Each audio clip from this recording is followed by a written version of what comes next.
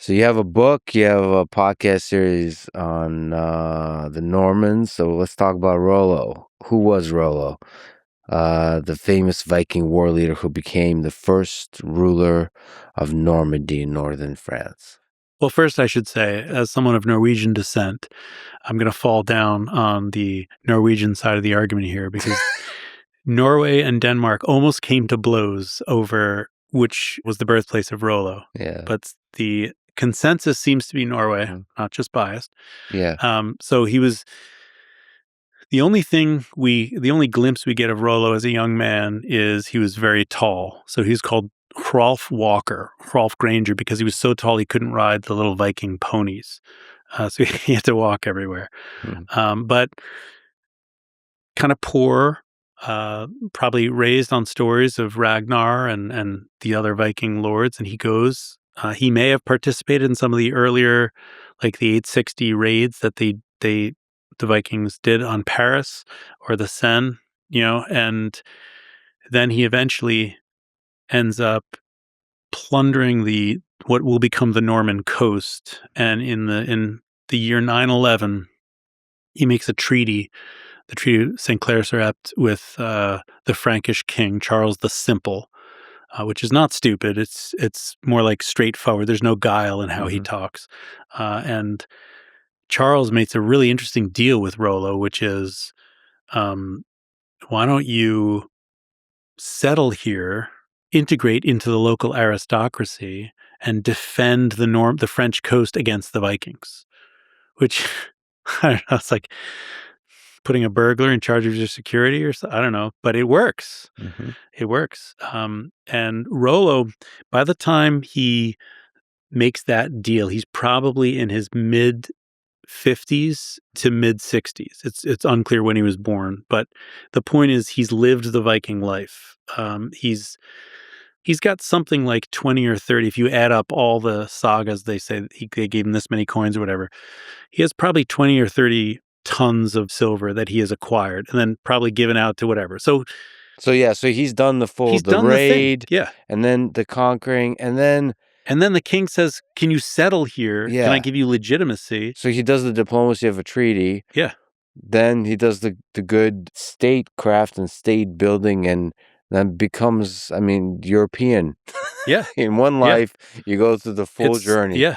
Yeah. And then his son, William Longsword, succeeded him and gets assassinated, but he does enlarge Normandy. So basically every ruler after Rollo enlarges Normandy until it essentially becomes more powerful than the king, by far.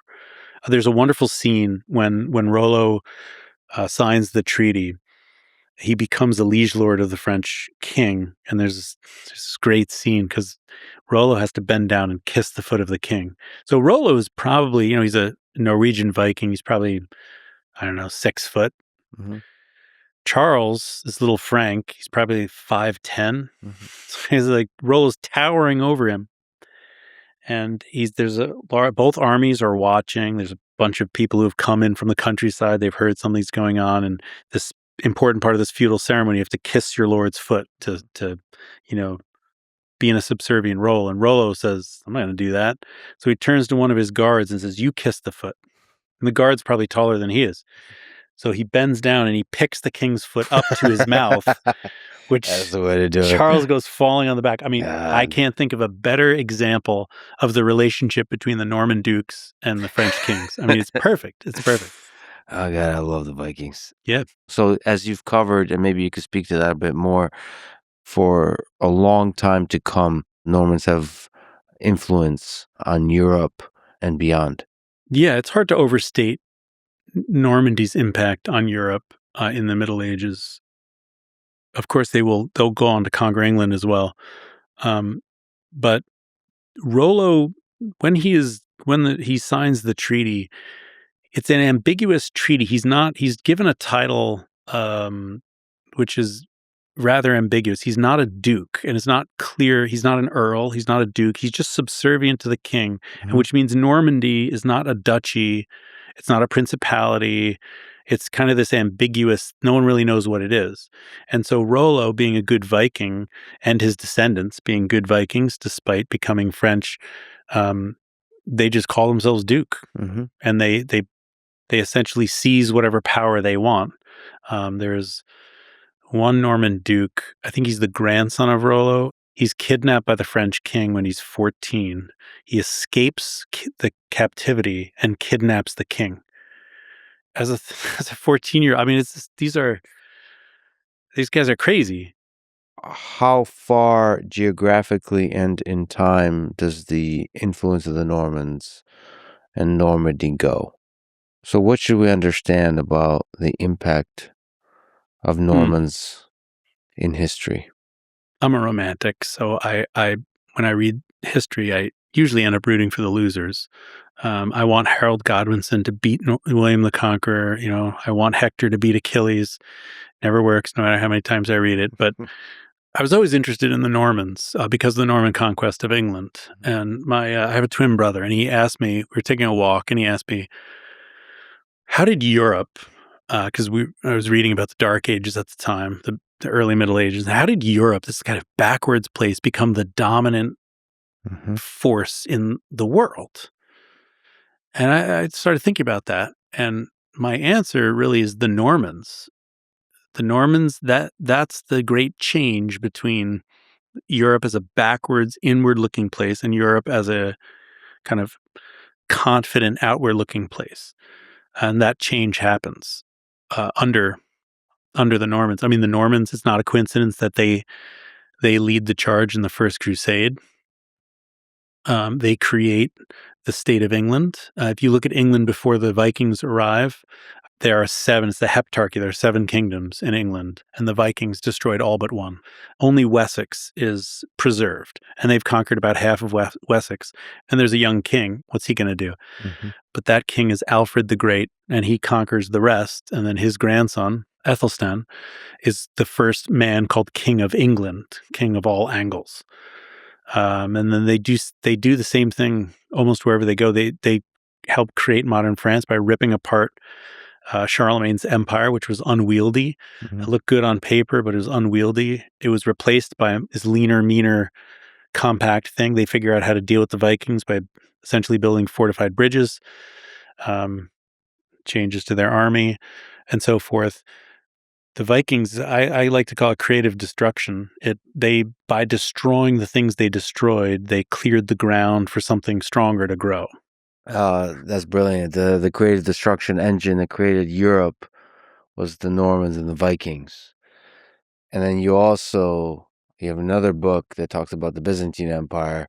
So you have the creative destruction that resulted in Europe, that Europe led to this Western, quote unquote, civilization that we think of now.